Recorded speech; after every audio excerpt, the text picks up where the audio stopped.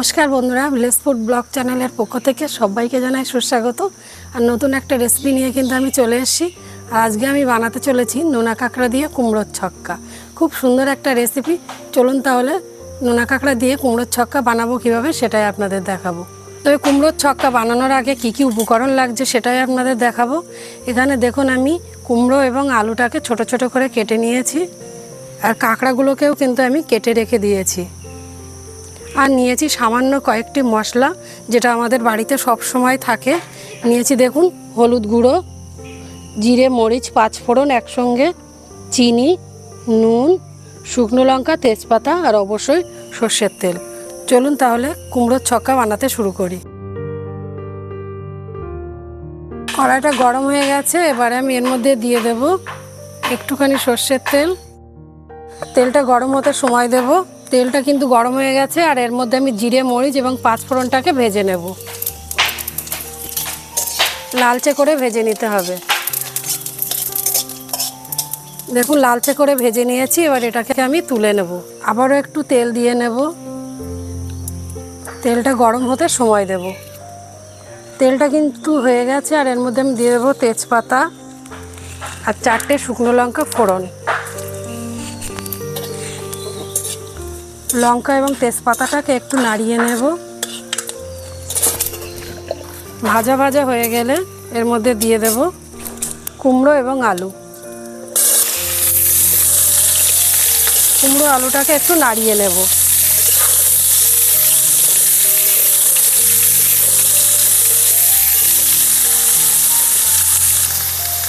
এবারে পরিমাণ মতো দিয়ে দেব হলুদ গুঁড়ো,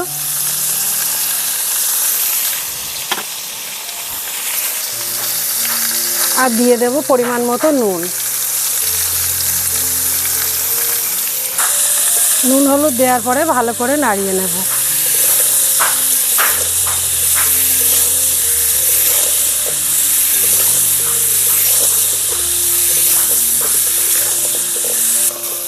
যতক্ষণ না কুমড়ো থেকে হালকা জল বার হচ্ছে ততক্ষণ কিন্তু কুমড়ো এবং আলুটাকে নাড়িয়ে যেতে হবে।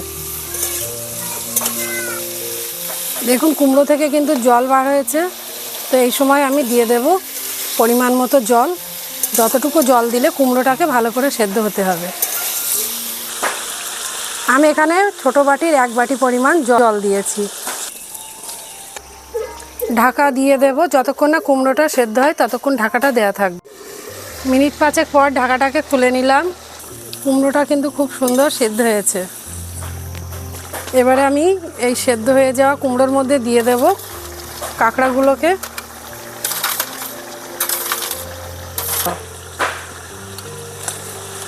কাঁকড়াটাকে দিয়ে একটু নাড়াচাড়া করে নেব।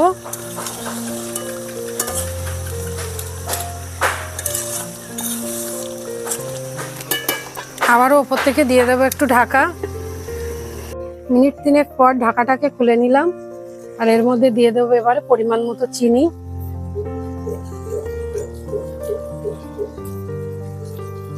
কুমড়োটা একটু মিষ্টি মিষ্টি টাইপের হবে, তো তার জন্য একটু চিনিটা বেশি পরিমাণেই লাগবে। এবার একটু নাড়া দিয়ে নেব।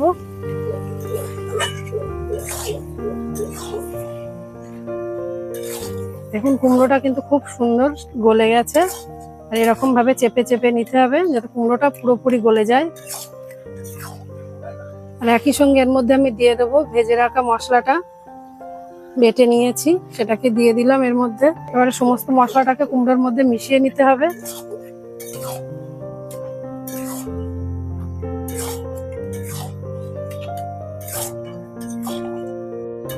কুমড়োর ছক্কা কিন্তু আমার পুরোপুরি তৈরি হয়ে গেছে। এবার এটাকে নামিয়ে নেব। নোনা কাঁকড়া দিয়ে কুমড়োর ছক্কা কিন্তু তৈরি হয়ে গেছে। আর আমি একটা পাত্রে ঢেলে নিয়েছি। গরম ভাতের সঙ্গে পরিবেশন করব। আর এটা কিন্তু একইভাবে রান্না করলে খুব সুন্দর লাগবে খেতে। চাইলে আপনারাও বাড়িতে একইভাবে বানাতে পারেন।